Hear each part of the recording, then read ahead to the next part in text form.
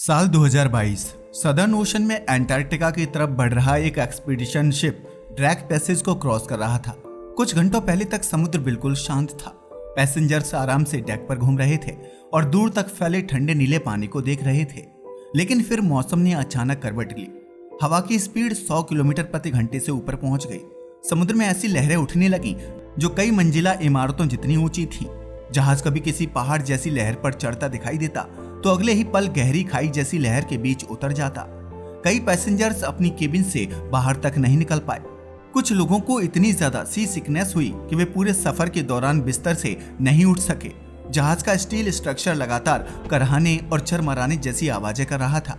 सुनने में यह किसी डिजास्टर मूवी का सीन लग सकता है, लेकिन एंटार्क्टिका जाने वाले जहाजों के लिए यह कोई असामान्य घटना नहीं है, क्योंकि यह सब हो रहा था ड्रैक पैसेज में, दुनिया के सबसे खतरनाक समुद्री क्षेत्रों में से एक ऐसी जगह जहां प्रकृति आज भी इंसानों को याद दिलाती है कि महासागर का असली मालिक कौन है। साउथ अमेरिका के सबसे दक्षिणी हिस्से केप हॉर्न और एंटार्क्टिका के बीच मौजूद ड्रैक पैसेज लगभग 800 किलोमीटर चौड़ा समुद्री रास्ता है। नक्शे पर देखने पर यह समुद्र का एक सामान्य हिस्सा लगता है, लेकिन हकीकत बिल्कुल अलग है। यहीं अटलांटिक ओशन, पैसिफिक ओशन और सदर्न ओशन एक दूसरे से कनेक्ट होते हैं। दुनिया की कुछ सबसे शक्तिशाली ओशन करंट्स इसी रास्ते से गुजरती हैं। यही वजह है कि यहाँ पानी, हवा और मौसम मिलकर ऐसी ताकत पैदा करते हैं जो पृथ्वी पर बहुत कम जगहों पर देखने को मिलती है। ड्रैक पैसेज का नाम 16वीं सदी के इंग्लिश एक्सप्लोरर सर फ्रांसिस ड्रैक के नाम पर रखा गया था।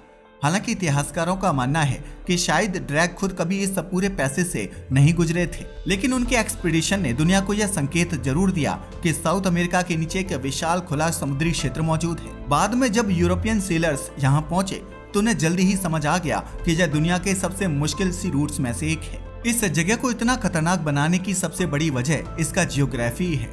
पृथ्वी के ज्यादातर महासागरों में कॉन्टिनेंट्स पानी की धाराओं को रोकते हैं या उनका रास्ता बदल देते हैं, लेकिन एंटार्क्टिका के चारों ओर ऐसा कोई बड़ा लैंडमास नहीं है।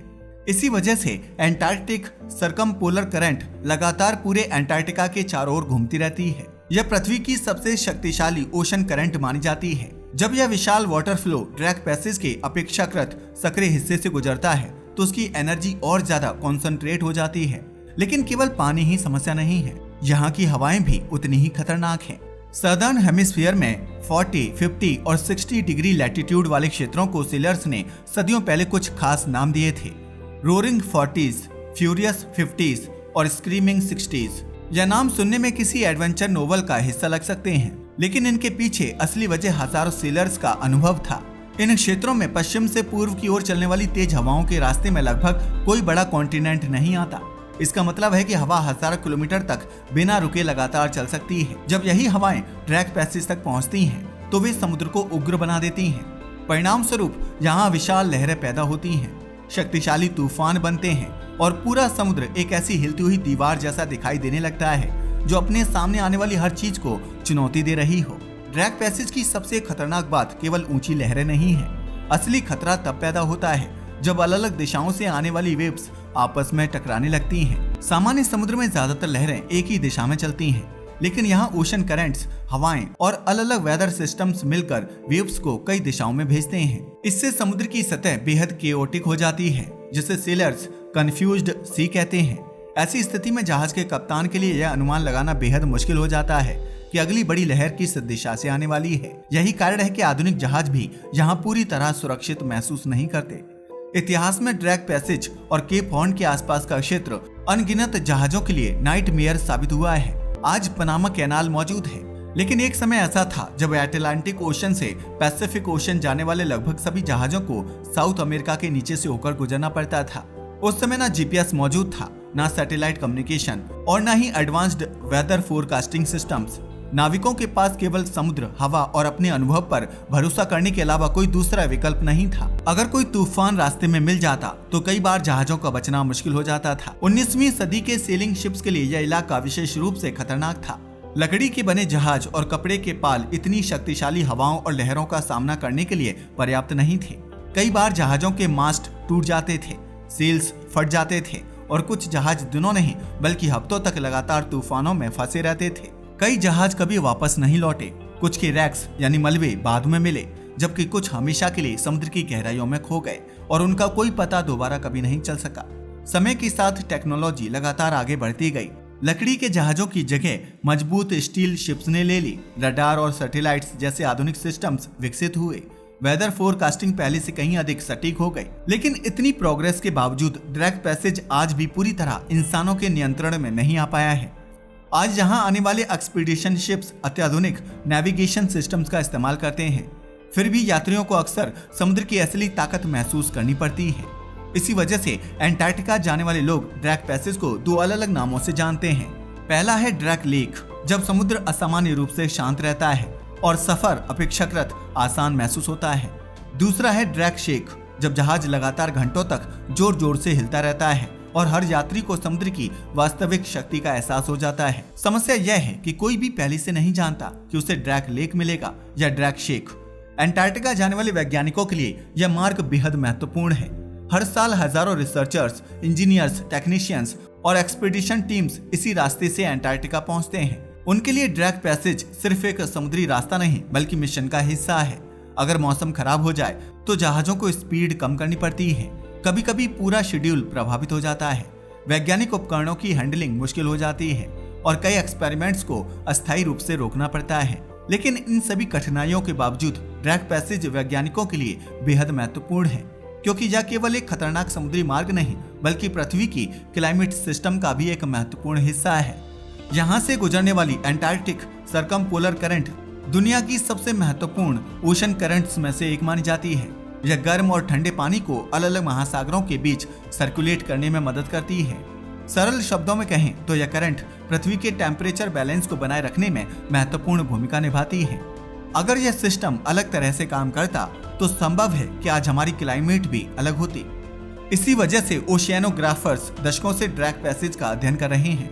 यहाँ वैज्ञानिक पानी का टेम्परेचर और सैलिनिटी मापते हैं, कार्बन एब्जॉर्प्शन का अध्ययन करते हैं, ओशन करंट्स की गति को रिकॉर्ड करते हैं और यह समझने की कोशिश करते हैं कि बदलती हुई क्लाइमेट का महासागरों पर क्या प्रभाव पड़ रहा है। कई वैज्ञानिक ड्रैक पैसेज को एक विशाल नेचुरल लेबोरेटरी मानते हैं, ऐसी लेबोरेटरी जिसे किसी इंसान ने नहीं बल्कि स्वयं प्रकृति ने तैयार किया है। जब जहाज लगातार ऊपर नीचे हिल रहा हो तब साधारण काम भी मुश्किल हो जाते हैं। ऐसी परिस्थितियों में चलना, खाना खाना, लैपटॉप पर काम करना और यहाँ तक कि साइंटिफिक इंस्ट्रूमेंट्स को संभालना भी बेहद कठिन हो जाता है। क्रू मेंबर्स को हमेशा सावधान रहना पड़ता है, क्योंकि अचानक आने वाला एक बड़ा झटका किसी को भी गिरा सकता है। ऊंची लहरें ड्रैक पैसेज की पहचान बन चुकी हैं। सामान्य परिस्थितियों में यहाँ 10 से 15 मीटर तक की वेव्स देखी जा सकती हैं, लेकिन शक्तिशाली स्टॉर्म्स के दौरान इससे भी बड़ी वेव्स बन सकती हैं। कभी कभी यहाँ रोग वेव्स भी रिकॉर्ड की गई हैं। रोग वेव ऐसी लहर होती है जो आसपास की बाकी लहरों की तुलना में अचानक बहुत ज्यादा ऊंची होती है। समुद्री इतिहास में कई दुर्घटनाओं का संबंध ऐसी वेव्स से जुड़ा गया है। कल्पना कीजिए कि आप समुद्र में हैं और अचानक आपके सामने पानी की एक विशाल दीवार खड़ी हो जाए। यही वजह है कि सेलर्स रोग वेव्स का नाम सुनकर भी सतर्क हो जाते हैं। ड्रैक पैसेज का मौसम भी उतना ही अनप्रेडिक्टेबल है जितना इसका समुद्र। कुछ घंटों पहले साफ दिखाई देने वाला आसमान अचानक बादलों से भर सकता है। विजिबिलिटी तेजी से कम हो सकती है, बर्फीली बारिश शुरू हो सकती है या फिर तेज तूफान बन सकता है। एंटार्क्टिका से आने वाली ठंडी हवाएं और उत्तर से आने वाली अपेक्षाकृत गर्म हवाएं लगातार एक दूसरे से टकराती रहती हैं। यही टकराव मौसम को अस्थिर बनाता है। इसके बावजूद हर साल हजारों लोग अपनी मर्जी से इस मार्ग को पार करते हैं। कारण है एंटार्क्टिका, दुनिया का सबसे रहस्यमय, सबसे दूरस्थ और सबसे कम आबादी वाला महाद्वीप। कई यात्रियों के लिए ड्रैक पैसेज केवल रास्ता नहीं बल्कि एडवेंचर का हिस्सा होता है। वे जानते हैं कि अगर एंटार्क्टिका पृथ्वी का अंतिम फ्रंटियर है तो ड्रैक पैसेज उसका प्रवेश द्वार है। दिलचस्प बात यह है कि यह क्षेत्र केवल इंसानों के लिए ही महत्वपूर्ण नहीं है, यह मरीन लाइफ के लिए भी बेहद समृद्ध क्षेत्र है। यहाँ वेल्स, सील्स और अल्बाट्रोस जैसे विशाल समुद्री पक्षी अक्सर दिखाई देते हैं, जो इस क्षेत्र की समृद्ध मरीन इकोसिस्टम का हिस्सा हैं। शक्तिशाली करंट्स समुद्र की गहराइयों से न्यूट्रिएंट्स को ऊपर लाती हैं। यही न्यूट्रिएंट्स समुद्री फूड चेन को सपोर्ट करते हैं। इसी वजह से यह क्षेत्र बायोलॉजिकल एक्टिविटीज से भरपूर माना जाता है। आज क्लाइमेट चेंज के दौर में ड्रैक पैसेज का महत्व पहले से भी ज्यादा बढ़ गया है। वैज्ञानिक लगातार यहाँ मेजरमेंट्स लेते हैं ताकि यह समझा जा सके कि एंटार्क्टिका के आसपास का समुद्र कैसे बदल रहा है, ओशन टेम्परेचर में क्या बदलाव हो रहा है, आइस मेल्ट का क्या असर पड़ रहा है और आने वाले दशकों में ग्लोबल क्लाइमेट किस दिशा में जा सकती है। लेकिन चाहे टेक्नोलॉजी कितनी भी आगे बढ़ जाए, ड्रैक पैसेज आज भी एक सच्चाई याद दिलाता है। हम महासागरों का अध्ययन कर सकते हैं, उनका मैप बना सकते हैं और उनके व्यवहार की भविष्यवाणी करने की कोशिश भी कर सकते हैं, लेकिन उन्हें पूरी तरह नियंत्रित नहीं कर सकते। आज भी यहाँ पहुँचने वाला हर कैप्टन जानता है कि अंतिम फैसला इंसान नहीं, प्रकृति करती है। कुछ दिनों में ड्रैक पैसेज एक शांत झील जैसा दिखाई देता है, लेकिन कुछ ही घंटों बाद वही समुद्र ऐसी ताकत दिखा सकता है जो सबसे बड़े जहाजों को भी चुनौती देने के लिए पर्याप्त हो। शायद यही वजह है कि ड्रैक पैसेज को केवल एक समुद्री रास्ता नहीं माना जाता, यह प्रकृति की शक्ति का एक जीवित प्रदर्शन है। ऐसी जगह जहां हवा, पानी, मौसम, इतिहास, विज्ञान और मानव साहस एक साथ मिलकर एक अनोखी कहानी रचते हैं। और एंटार्क्टिका की ओर जाने वाला लगभग हर यात्री यहाँ पहुंचकर एक बात जरूर समझता है, हमने समुद्र को समझना जरूर शुरू कर दिया है, लेकिन उसका सम्मान करना आज भी उतना ही जरूरी है जितना सदियों पहले था। आज के लिए बस इतना ही। वीडियो पसंद आया हो तो इसे लाइक और शेयर करें। धन्यवाद।